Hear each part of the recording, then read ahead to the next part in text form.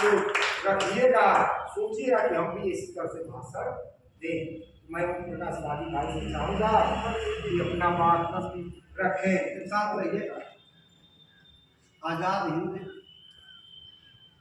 संगठन से जुड़े हुए सभी साथी बहनों, भाई लालचंद जी का बहुत शुक्रगुजार हूँ कि कम से कम इस अभियान को जब हम यहाँ पढ़ते थे तभी से इन्होंने शुरू किया संविधान जी के साथ, और इस अभियान को लगातार चला रहे हैं। इसके लिए बहुत बहुत धन्यवाद देता हूँ। अब सबसे पहले तो ये ध्यान दीजिए कि देश गुलाम था और नाम इसका आज़ाद संगठन। तो आज़ादी एक सपना था और जितने भी देश के शहीद थे, सुभाष चंद्र बोस से लेकर के भगत सिंह, सब लोगों ने एक सपना देखा था कि जब देश आज़ाद होगा तो आज़ाद होने के बाद जो हमारे नागरिक हैं, उन नागरिकों को किस प्रकार आज़ादी दी जाए। तो उनके मन में एक सपना था। अब आज़ादी का अभी हमारी बहनें गीत गा रही थी और जन्म से लेकर के श्मशान घाट तक पहुंचा और खाली मात्र इसी कल्पना में कि आदमी पैदा हुआ है तो मरना। धरती पर जितने जीव जंतु हैं वह सारे जीव जंतु पैदा होते हैं, मरते हैं। कोई भी धरती पर जीव जंतु ऐसा नहीं है कि जो पैदा होने के बाद मरता नहीं। लेकिन मनुष्य ही एक ऐसा प्राणी है कि यह एक तरह से हर समय शंका से घिरा रहता है, और जितने ही हम शंका से घिरे रहते हैं उतना ही हमारे मन के अंदर एक खोज शुरू होती है कि हमको कहीं ना कहीं किसी के शरण में जाना चाहिए। इस शरण में अगर नहीं जाएंगे तो हो सकता है कि हमारे बच्चों का, हमारे पति का, हमारे परिवार का कहीं ना कहीं बहुत बड़ी हानि होगी। और स्वर्ग नरक का जो ये है वो आदमी को पूरी हो सकता है। लेकिन एक रास्ता दिख रहा है, और वो रास्ता दिखा कि आजादी के बाद बहुत सारे परिवर्तन आप लोग देख रहे हो। आज छत के अंदर बैठे हो, वह स्वर्ग नरक के चक्कर में नहीं बना।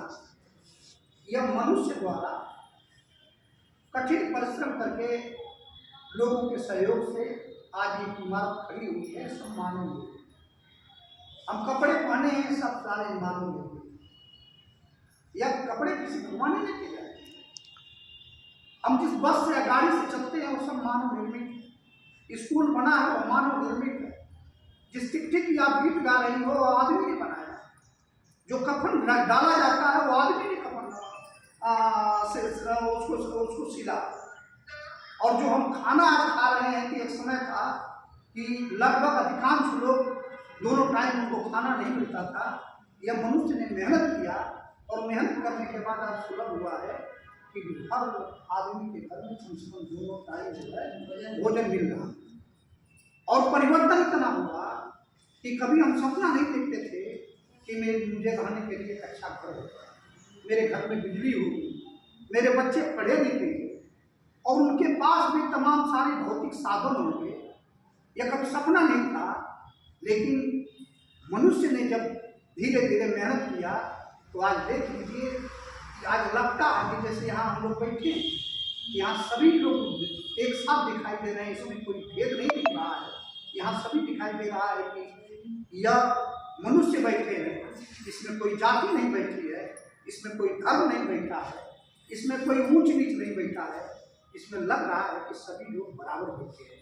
और यही चीज़ें मनुष्य अपने बुद्धि और ज्ञान के द्वारा, ज्ञान और विज्ञान की जो खोज हुई कि ज्ञान के द्वारा निरंतर खोज करके मानव और जीव जंतुओं के लिए जितना हम सुलभ रास्ता तय करते हैं, सुलभ का जीवन बिताएंगे, यही ज्ञान और विज्ञान है। और स्थिति है कि जहाँ हम कर्म, हालत यह है कि आज हमारे बच्चे, जिनको हम सपना नहीं देखते थे कि वो बच्चे कुछ बनेंगे, स्कूल जाना शुरू किए, मेहनत किए, मेहनत करने के बाद आज बच्चे एक तरक्की कर रहे हैं।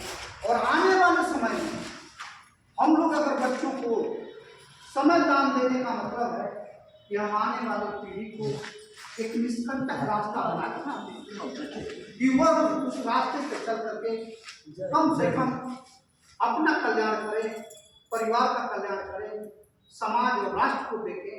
किसी एक व्यक्ति के निर्माण में, जैसे किसान खेती करता है तो जो खेत में काम कर रहा है, उपज कर रहा है, उससे उसी का लाभ नहीं हो रहा है, उससे समाज का भी लाभ हो रहा है, जो जंतुओं को भी भोजन मिलता है और उसी के विकास में राष्ट्र का विकास भी छिपा हुआ है, उससे राष्ट्र विकसित होता है। तो आज आजादी संगठन की और सुभाष चंद्र बोस की जो पूरी कौम से भावना थी, और देख लीजिए इस संगठन में चर्चा जब लोग करते हैं कि सुभाष बाबू ने जिस लड़की और लड़के को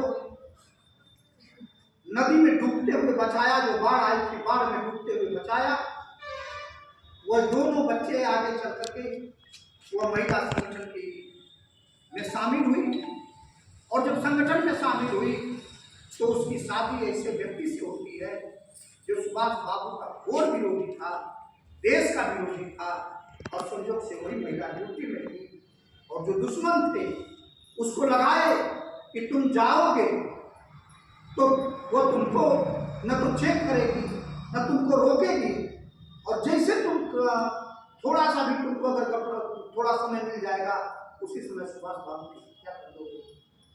ठीक स्थिति ऐसी बनती है कि वो महिला सुरक्षा में थी, उसकी पैरी नजर थी, और देखा कि जैसे हमारा पति हमारे नेता की हत्या करेगा जो देश को आजाद कराने वाला है, सबसे पहले आगे बढ़ करके उसी ने अपने पति का गर्दन काट ली और पूरी तरह से राष्ट्र को समर्पित किया कि नहीं, चाहे अपना हो तो या पराया हो, गद्दारी करेगा तो गद्दारी किसी कीमत पर बर्दाश्त नहीं। और तब जाकर हवा में सांस ले रहे हैं। अब जो आने वाला समय है वह पूरी तौर से आने वाला समय पूरी तौर से अंधकारमय दिखाई देगा कि जैसे आजादी के बाद एक एक चीजें हमको दिखाई दी और तमाम सारे लोग उस रास्ते पे चले। आज उनके घर में तमाम सारी चीजें हैं, उनके बच्चे आज एक अच्छा जीवन व्यतीत कर रहे हैं, आज अच्छे मुकाम पर हैं। लेकिन एक ऐसा समय आया है कि फिर से वह ताकतें पूरी तौर से आज आगे आकर के वह चाहती हैं कि इनके बच्चों के पास जो कुछ चीजें हैं उनको छीन लिया जाए, और छीन करके वही जिस दृढ़ता से उभर करके आए हैं वही धकेल दिया जाए। यह पूरी ताकत इसी बात पर निर्भर होती है। और भाई श्रवण जी कह रहे थे, हम आपको बता दें, हमारी बहनें भी हैं, हम कभी कभी घर में हम पति पत्नी में इस बात का तनाव भी हो जाता है। और तनाव होता क्यों है कि हम बार बार जोर देते हैं कि एक लड़की है, महिलाओं में एक दोष होता है कि जब लड़की पैदा हो जाती है तो उनको यह कि हमारे लिए एक नौकरानी तैयार है, अब यह खाना बनाएगी, यही पानी देगी, यही कपड़ा धुलेगी, सारा काम उसके ऊपर छोड़ दिया जाता है। लेकिन महिलाएं उसको समय नहीं देती हैं कि उसका जीवन है, वो आगे जाकर के अपना जीवन कैसे व्यतीत करे, कम से कम उसको समय दे दे तो वह कम से कम पढ़े लिखे। और जब एक महिला मजबूत होगी तो वह कम से कम 3 पुष्ट को मजबूत करेगी, और जब महिला कमजोर होगी तो निश्चित है कि 3 पुष्ट पूरी तौर से बर्बाद होगी। इसी दुनिया में एक नारा लगा रही थी, हमको बड़ी खुशी हुई, लेकिन कोई नारा तैयार होता है उसके पीछे कि हम कभी मजबूत होंगे जब हमारी नींव होगी। हम कम से कम इतना प्रयास करें कि आप पूरे मन से, भजन से मतलब यह नहीं है कि भजन हम जा करके गीत गा दिए या कहीं बैठ करके हम जाके भजन कर रहे हैं कि हमको स्वर्ग मिल जाएगा, स्वर्ग मिल जाएगा। हमको स्वर्ग और नरक तभी मिलेगा जब हमारे बच्चे घर में पर कोई भी पिता या जितने लोग बैठे हैं लगभग 1-2 लोगों को छोड़ दीजिए तो सारे लोग लगभग 50 वर्ष से ऊपर। और किसी के मन में सपना नहीं है कि हमको बढ़िया खाना खाए या बढ़िया गाड़ी से चले। सबके मन में यही सपना है कि हमारे बच्चे स्वस्थ रहें, मिलजुल करके रहें, अच्छी स्थिति में रहें, कि ताकि कोई भी दरवाजे पर आ जाए तो उसको हम सही ढंग से खाना खिला सकें, सही ढंग से पानी पिला सकें। तो जितने भी लोग हैं यही समाज खाना जो आपके ज़माने में आप उठाओ देखो 10 वर्ष 12 वर्ष की लड़कियों की शादी हो जाती थी, यही समाज खाना। और उसको तोड़ा गया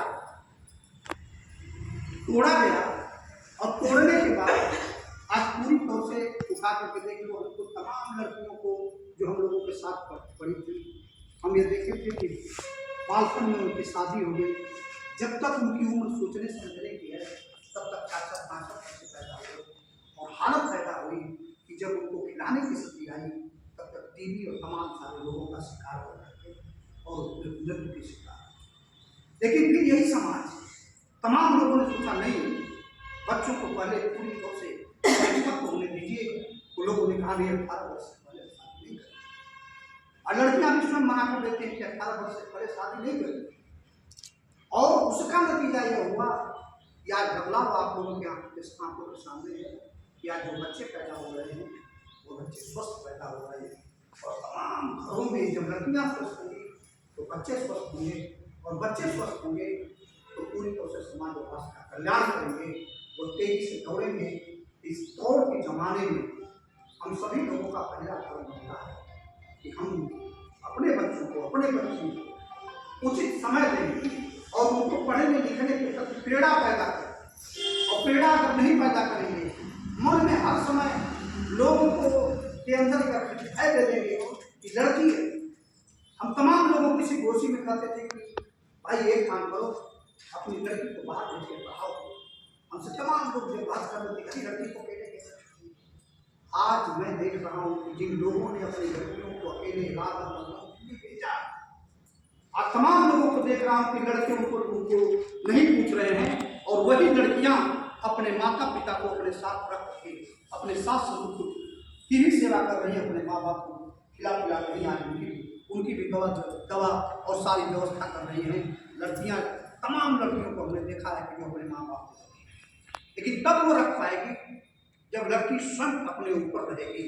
अगर 10 रुपया उसको खर्चा करना होगा तो अगर किसी से मांगेगी तो अपने माँ बाप की देखभाल नहीं कर रही, वो कमा रही है तो वह खर्च करती है।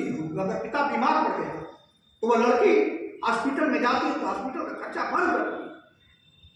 अगर माँ बीमार पड़ गई तो बहन करती है। एक घटना की स्थिति मैं बताऊं कि एक कानपुर में था, एक मित्र हमारे थे, उनके चाचा बुलेट से चलते थे और संजोग से ट्रेन आ रही थी, देख नहीं पाए और ट्रेन की चपेट में आए, अपने तो कूद करके भाग गए, लेकिन बुलेट उनकी पूरी तरह से तबाह हो गई। लड़की को जानकारी हुई कि मेरे चाचा और मेरे पिताजी वह जीवन भर जब से जो उन्होंने वो तैयार हुए, जवान हुए, तब तक बुलेट उनसे दूर नहीं हुई, लेकिन पिताजी बुलेट पर नहीं चल रहे हैं। उसने तुरंत जा करके, संजोग से वो लड़की प्रोफेसर थी, वो आई और सबसे पहले अपने पिता को बुलेट दी। तो लड़की जब आत्मनिर्भर तो निश्चित है अपने माँ बाप को सब कुछ छोड़ करके कम से कम हम इतना समय दें कि हमारे बच्चे पढ़े लिखें। और जब हमारे बच्चे पढ़े लिखेंगे तो जितने भी लोग से आप भगत सिंह को लीजिए, चंद्रशेखर आजाद को, वो आजाद दिखते थे, लेकिन उनसे किसी ने कहा कि तुम अपनी माँ को देखने क्यों नहीं जाते। कहा एक माँ तो थोड़ी सी बीमार है, लेकिन जिस माँ के लिए मैं जा रहा हूँ वह माँ करोड़ों लोगों की माँ है और वो बेड़ियों से जकड़ी हुई है। एक माँ को आज नहीं पर होती उसको मिल जाएगी, लेकिन यह माँ जो बेड़ियों से जकड़ी हुई है उसको आजाद कर देंगे तो तमाम लोग गुलामी से आइए हम आजाद संगठन के माध्यम से हम अपने बच्चों को अच्छी शिक्षा दें, लड़कियों को पढ़ाएं। एक लड़की अगर पढ़ लिख ली तो कम से कम 3 पुस्तकों को साल करेगी। इसीलिए किसी ने कहा है कि एक पेड़ लगाओगे तो वह 50 वर्ष तक वो आपकी देखभाल करेगा, लेकिन एक लड़की को पढ़ा दोगे तो एक लड़की का नाता 3 पुश्तों तक होता है, और एक लड़का बिगड़ा तो 1 पुश्त को बर्बाद कर देगा, और एक लड़की खराब हो गई तो कम से कम अपने 3 पुश्तों को खराब कर देगी। इसलिए हम सब मिल करके जो एक भावना है बच्चों में, आज उन बच्चों की भावना बेटी और बेटी की भावना से दूर हो करके लड़की और लड़कों में भेद न करें, दोनों को समान पढ़ाएं। और आज उठा करके देख लीजिए कि दुनिया के अंदर जहाँ जहाँ लड़कियाँ आत्मनिर्भर हैं, वहाँ लड़कियाँ पूरी तौर से उस देश को, प्रदेश को स्वर्ग बना करके रखती हैं। इसलिए आज हम आत्मनिर्भर बनाने के लिए सबसे पहले हम अपने घरों से यह प्रयास करें कि हम अपने बच्चों को उचित अवसर दें और उनको सही मार्ग पर मुख्य रूप से ले जाने का प्रयत्न करें। इन्हीं चंद बातों के साथ मैं सभी मुख्य रूप से भाई श्रवण कुमार जी को, स्वामीनाथ राय जी को, सतीश प्रधान जी को, विनय जी को, हरिंदर सिंह जी को, प्रधान जी को, सारे लोगों को धन्यवाद देते हुए कि आप लोगों ने उचित पूरा समय दिया है और समय देकर के इस कार्यक्रम को सफल बनाए हैं, आगे भी बनाते रहेंगे। इन्हीं चंद भावनाओं के साथ मैं अपनी बात समाप्त करता हूँ। जय हिंद।